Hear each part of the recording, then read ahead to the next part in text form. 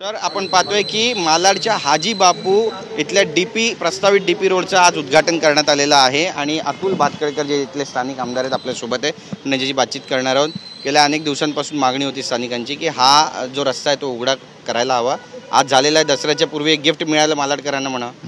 100% दसऱ्याच्या पूर्वी एक फार मोठी भेट मिळालेली आहे, कारण इथे अतिक्रमण होती ती दूर केली आणि ही का रोड जरी लांबीला छोटा असला तरी अत्यंत महत्त्वाची व्हायटल कनेक्टिव्हिटी या रोडच्या माध्यमातून आज झाली आहे आणि त्यामुळे मालाडकरांच्या बरोबर मलाही खूप मोठा आनंद आज झालेला आहे।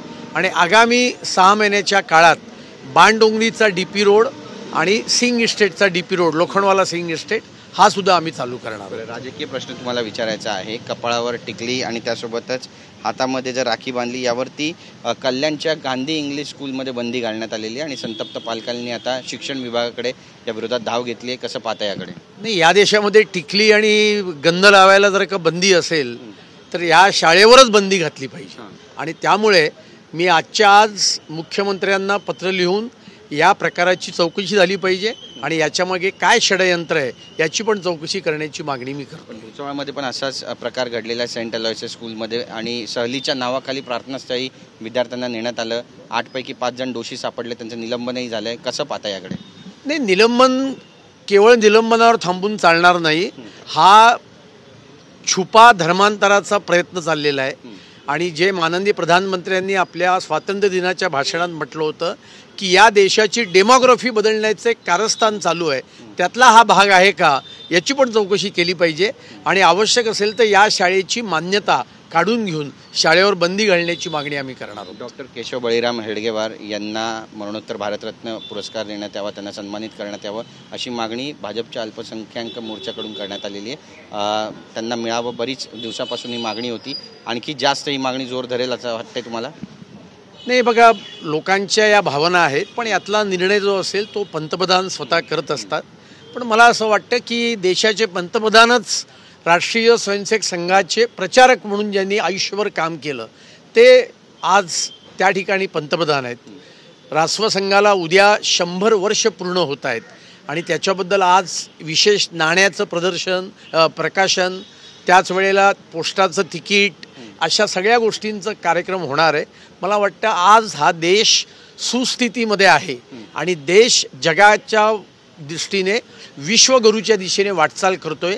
याच्यामध्ये सिंहाचं योगदान कोणाचं असेल तर ते राष्ट्रीय स्वयंसेवक संघाचं आहे आणि त्याच्यामुळे याच्यापेक्षा मोठी पावती अजून काय असायला पाहिजे की आज सगळ्या जगात राष्ट्रसंघाचं कौतुक केलं जातं। संजय राऊत यांनी पुन्हा एकदा आज अमित शहांवर टीका केलेली आहे की मुंबई आणि दिल्लीमध्ये चोर बाजार आहे, पण अमित शहा यांनी तिसरा चोर बाजार उघडला। जेव्हा बाळासाहेबांनी शिवसेनेची स्थापना केली त्यावेळी अमित शहा कुठे होते या पद्धतीचं सुद्धा भाष्य केलेलं आहे आणि जहरी टीका केली आहे। नवरात्रीच्या पावन दिवसामध्ये या माणसाचं नाव कुठे घेत आहे आणि यांना चोर बाजार दिसतो कारण यांनी आयुष्यभर मुंबई महानगरपालिकेच्या तिजोरीवर दरोडे घालण्याचं काम केलेलं आहे।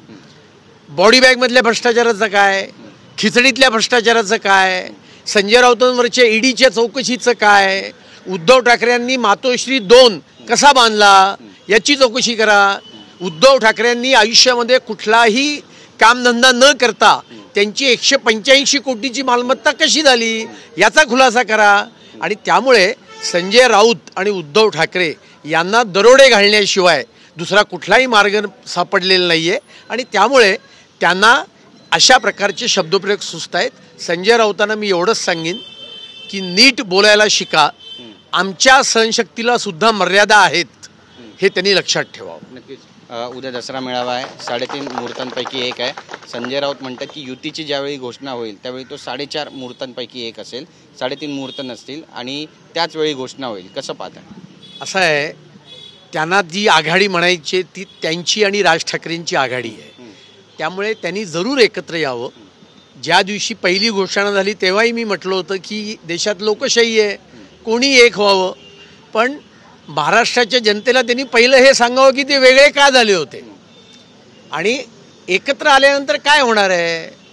तर मला संजय राऊतांसारखी भाषा वापरायची इच्छा नाही आहे आणि त्यामुळे मराठीत म्हण आहे, आषाढी गेली निर्जळीकडे, त्याने काही फरक पडत नाही। त्यामुळे दोन्ही पक्षांना महाराष्ट्राच्या जनतेने नाकारलेलं आहे वेळोवेळी, ते दोघं एकत्र आले तरी काही फार फरक पडायचं काही कारण नाही. गोपीचंद पडळकर यांनी जी टीका केलेली आहे जयंत पाटील यांच्यावरती, बऱ्याचशा टीका टिप्पणी याला घेऊन विरोधक करतायत. महाविकास आघाडीचे नेते उद्धव ठाकरे म्हणतात की घाणेरडी प्रथा जी आहे टीका करण्याची ती सुरू झालेली आहे राजकारणामध्ये. संजय राऊत म्हणतात की मुख्यमंत्र्यांनी समज दिली असं म्हणतात, पण मुख्यमंत्रीच खोटं म्हणतात. उद्धव ठाकरेंनी सुसंस्कृतपणाविषयी बोलावं हा मोठा सर्वात जोक आहे.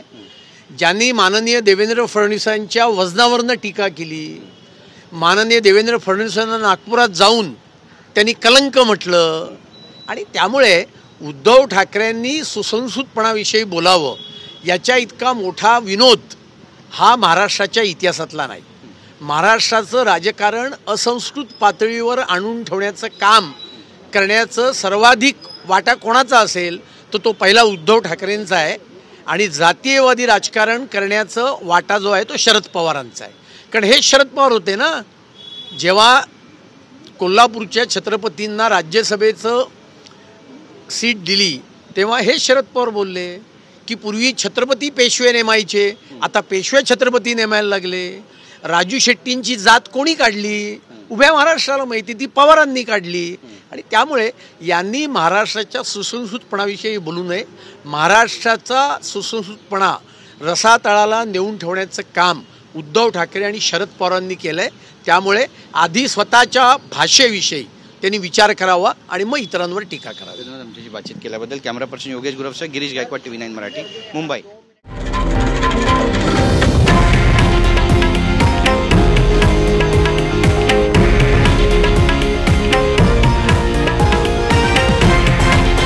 हे आहे देशातील नंबर 1 न्यूज नेटवर्क आणि आपण पाहत आहात TV9 मराठी, एकमेव.